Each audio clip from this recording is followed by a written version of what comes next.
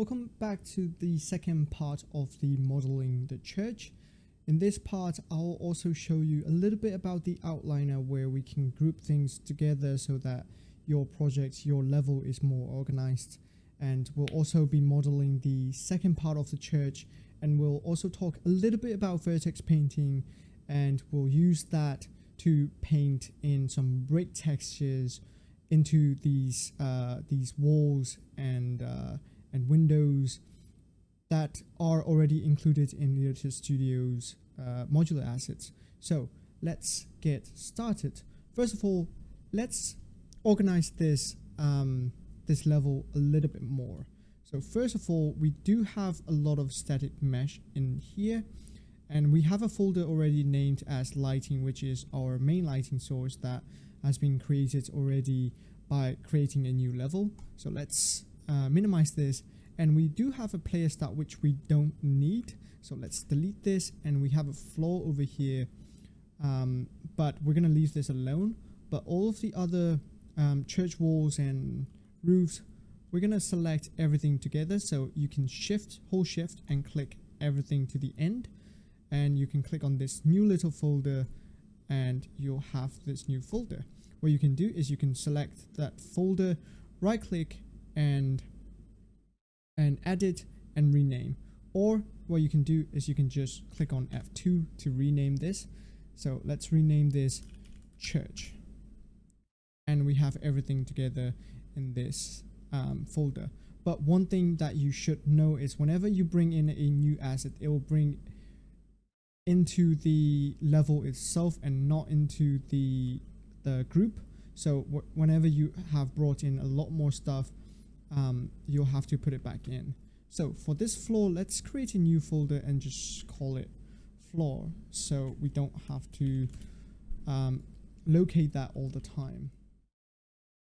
I just realized something is that I want to add a little bell tower sort of thing on top of this church. So I want to move this cracked roof to somewhere else. So let's just move it a little bit backwards and move this forward and bring it like this.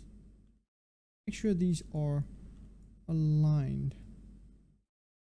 That is the hardest part in modeling using modular assets, is to make sure that everything is aligned. This is okay, this is not too noticeable, so you can get away with it. But if you want to be perfect, you can keep tweaking until it looks good. So let's go back into structure and let's use the walls over here. And I want to have another window wall, so let's have this and rotate this 90 degrees. Place it over here like so. Let's make sure that it is good. So let's have the increment again around the halfway corner, just like that. That would do the job. And then we'll have another window over at the back, and let's align this wall a little bit nicer, like that. You can click Control Z to revert this change, and that is looking all right. Do we want this wall? No, we don't. Let's just have another wall over here, and we can move this a little bit like this, and we can use the pillar to cover up the seam like that. And we can duplicate this, rotate this 90 degrees, place it over here. Let's line it up nicely, and that looks all right. Yeah. So let's put down the triangular wall again, and let's see if it's centered enough. It is. And let's scale this down a little. So let's this, and this will require a lot of adjustments because they are not really in the right scale. Actually, let's revert this to the main size. I have a easier way to do this. So let's put down a roof first. Let's put down the roof trim because we're gonna have to scale them exactly the same. So the way to do it nicely is that put down the roof together until they look nice, and then we'll scale everything down at the same time. So let's down a little, and yeah, that looks all right. Bring in one of the roof.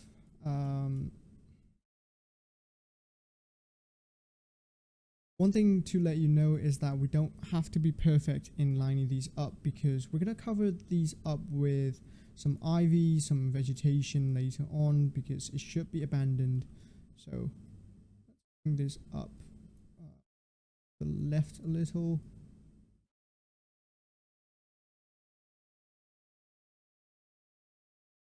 Kind of like that. It looks fine. Let's just duplicate this for now. And duplicate one more and a little bit more.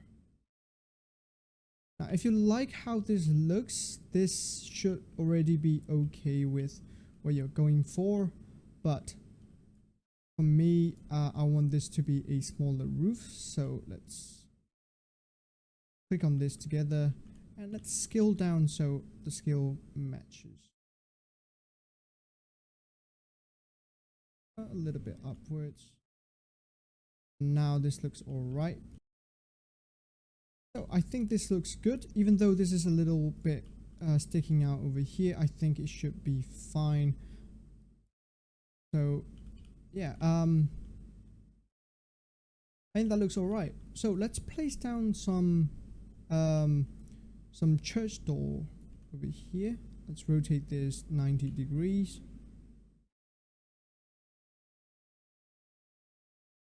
That looks great. And then let's place down some of the windows. So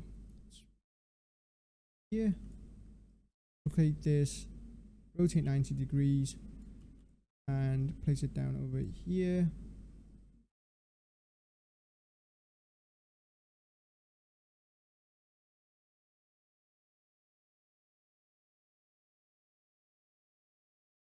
And let's duplicate this again, rotate this 90 degrees. Oh, 90. Oh, my controls are weird right now. Yeah, just like that. So let's put this a little bit inwards, and then we can duplicate this 90 degrees over here as well. But we're not going to be using the backside of the church too much, so we don't really need to care about it too much. That's why we're going to leave this roof that is sticking out. That is okay.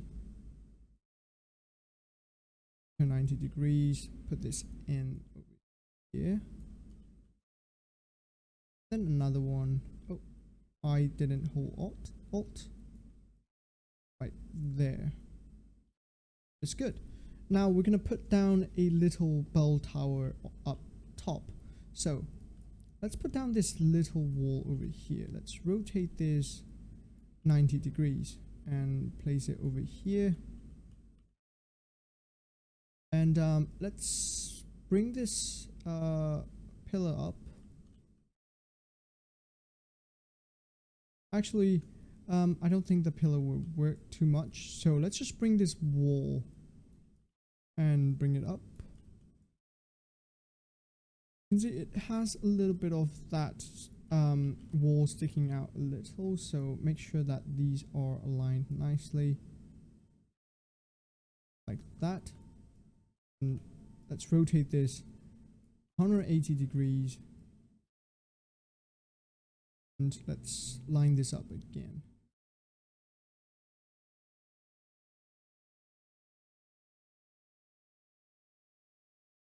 And we can just duplicate this wall. That looks all right. Okay. Now we go back into the roof and we'll have this little cone roof over here. So let's bring it up, rotate this 90 degrees and place it over here. Looks alright. Make sure that this is nicely centered like that. And let's select these walls also. So to do that, you can hold shift and select all these meshes. And once you have selected, you can push it downwards until it looks right. So let's bring it back a little, just like that. And that looks all right. Maybe we can bring it up even a little bit more. So let's go back into structure again. We do have these wide windows, but it looks the small white windows over here. Let's rotate this 180 degrees and place it in there. Then let's duplicate this again, rotate this 180 degrees and place it outwards like that. That looks okay. And let's go to our props, and we have this little church cross and we want to put it right on top over here so it looks like a church. So rotate this 90 degrees, maybe even move it downwards a little, and there we have it. We have modeled our church building and it looks good. But I noticed that this has a little gap, so let's select everything again. Make sure you have selected this as well. So let's bring it to the left a little, maybe even more left, that, and move it downwards a little, and now it should be good. Okay, so the next thing we're gonna do in this part is vertex paint. Vertex paint is basically you have a mesh and you paint in some of the vertex colors to mix between a few textures together. Luckily for you, you don't really have to set up all of the vertex paints because it can be a little bit tricky as a beginner to set all those up. So luckily for you, with this pack, you already have the vertex paint set up already. So to visualize how this looks, let's do this together. Let's select a wall, for instance, and then let's go into the mode and then choose mesh paint mode. And here we have the colors, weight, and textures. We're going to be using just the colors, and here we're going to select the paint, and you can see if you hover onto the mesh, you can see all these vertices and a brush on your screen. You can change the size over here, how big you want, and the strength of the brush. So let's tone it down to about 0.29 and strength to about 0.4. And here we have the channels. This is the most important part. So let's go to the channels and just select the red. If you have selected others, you can just uncheck them. And we only have the vertex painting on the red channel for these assets, so we're going to be using that. So we have a paint color set to white. Right now, if you paint, you can see nothing is happening. That is because we have to use black in order to paint the red channel. So what we can do is we can either click on this little button over here or tap X to swap between black and white. So right now we are on black and on red channel. So if we paint, you can see the bricks being chipped away like that, and it looks great because it already has some blending techniques that uses height map, which looks realistic. And to erase it, just go back to white color again by tapping X and erase it again. And you can paint where you want to paint, and having a good reference as to these brick walls will help you a lot in terms of creating realistic chip away effects. So that is a good way to utilize the reference and pure ref to paint in. The one thing I like to do is to select all the walls that we're going to be painting. So let's select all the walls. we don't really want to paint the back side, so we can just Control Z and deselect these. But the sides we do like this, and the pillar over here. Once we've selected all of the walls, oh, we do need these as well, so let's select this. And once we have selected all the walls, we're going to go into Mesh Paint. Now go into Paint, and we can paint everything together at once. Put this down. I do want this bottom edge to be a little bit more chipped away like this, and a little bit like around here, maybe in the corner. So now, because we have selected all these parts together, we can just paint in the corner and everything will be painted together. One thing is that if you don't want to keep tapping X, you can hold Shift and click to delete these parts away as well. So let's tone down the size of our brush. Just use a smaller brush and paint away like our heart intends to do so. And we will have details being added to these walls like that. Let's see, like having the bottom part of these walls being just bricks, and maybe some parts of the wall just having really really chipped away like these.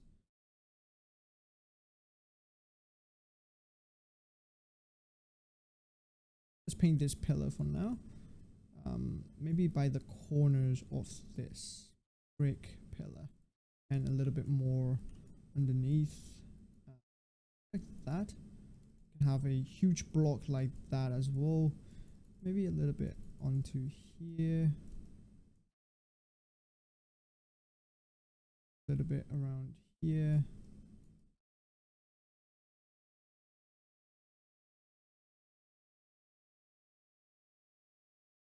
And around here like that. Maybe this is being a lot more worn down by weather effects like that. Maybe delete it a little, might be a little too much. So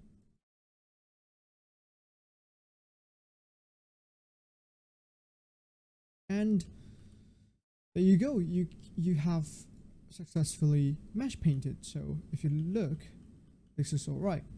Now, as you can see, whenever you get up close, you can see this is being popped in and popped out. It's because of the LOD. So to change this, select on this, browse on the details panel, and you'll see static mesh, and click on this and double click on this mesh over here. Over here, we're gonna do instead of LOD auto, we're gonna just change to LOD 0, and here we're gonna just use number of LODs just used to 1, and then let's save this. Apply changes, yes, and now it won't pop anymore. So if you're facing that issue, you can do this. For instance, this one is facing some issues, so let's click on this, let's double click on that. Here we're going to change to LOD 0, change this to number of LODs to 1, and then let's save this, close this, and then click on yes, and now it won't pop anymore. Now this is looking good. So that is it for the part 2 of the modeling section. So in the next part, we're going to talk a little bit more about blueprints and group this together as a blueprint so that we can use it in the actual level. So I'll see you guys in the next part.